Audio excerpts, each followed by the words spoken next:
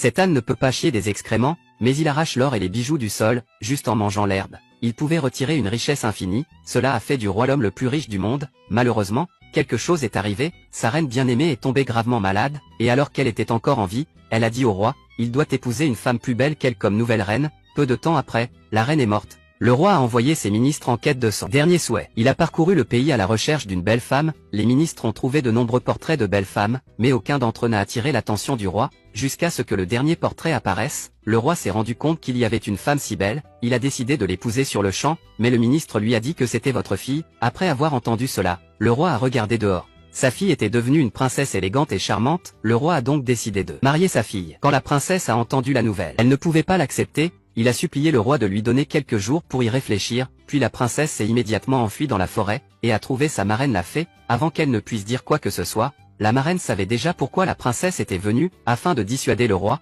la marraine a fait en sorte que la princesse demande l'impossible. Le lendemain, la princesse accepta la proposition du roi. La condition préalable était une robe qui changeait avec le temps.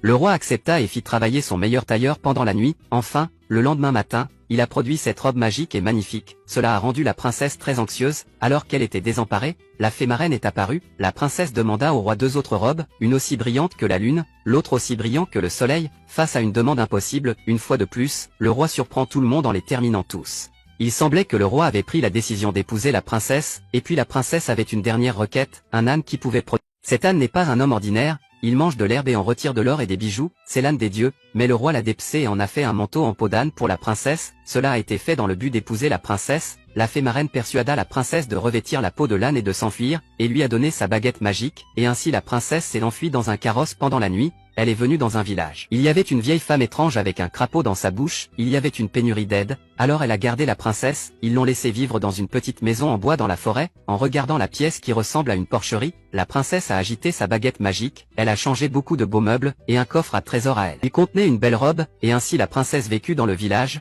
Pour éviter le roi, elle portait une peau d'âne tous les jours. Cette tenue bizarre a attiré beaucoup de rumeurs. Les femmes du village se sont moquées d'elle car elle devait être trop laide pour être vue. Elle ne s'est pas souciée des railleries. Il a vu le chalet scintillant. Curieusement, elle s'est approchée et a vu la princesse par la fenêtre avec sa peau d'âne. La princesse était maintenant vêtue de sa robe de soleil, chantait une belle chanson.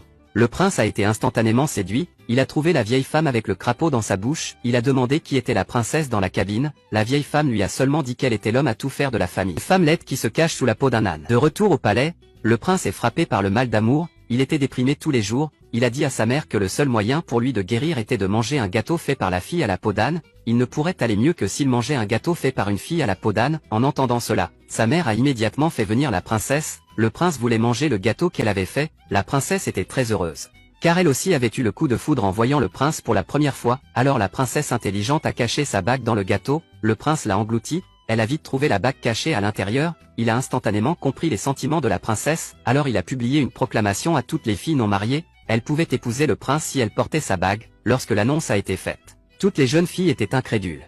Certains ont même eu le doigt écrasé par une machine afin de... Cette femme essaie d'épouser un prince, utiliser une machine pour serrer ses doigts aussi fort que possible, parce que seuls les doigts fins peuvent porter l'anneau du prince, les filles font ce qu'elles peuvent pour rendre leurs doigts plus fins, les filles riches mettent une pommade sur leurs doigts pour les rendre plus minces. 5 jours plus tard, il était enfin temps d'essayer la bague, il y avait une longue file d'attente devant le palais, des femmes de tout le pays sont venues tenter leur chance. Même une femme de 80 ans voulait épouser le prince avec une bague, mais ça ne s'est pas produit. La deuxième était une petite fille mais elle était trop petite, aucune des filles n'a pris le ring après le round. Le prince était très déçu, c'est alors qu'arrive la princesse dans la peau d'un âne, tout le monde était dégoûté de le voir, la princesse alla directement vers le prince, s'agenouilla devant lui et lui tendit son doigt. La princesse a mis l'anneau parfaitement sans problème. La princesse a ensuite enlevé la peau de l'âne pour révéler sa robe dorée, alors que la foule regardait avec étonnement. Le prince et la princesse marchaient ensemble, heureux. Le jour de leur mariage, des rois du monde entier sont venus les féliciter. Le père de la princesse est arrivé en hélicoptère, accompagné de la fée marraine. Il s'est avéré que pendant que la princesse était en fuite, la fée marraine avait épousé le roi,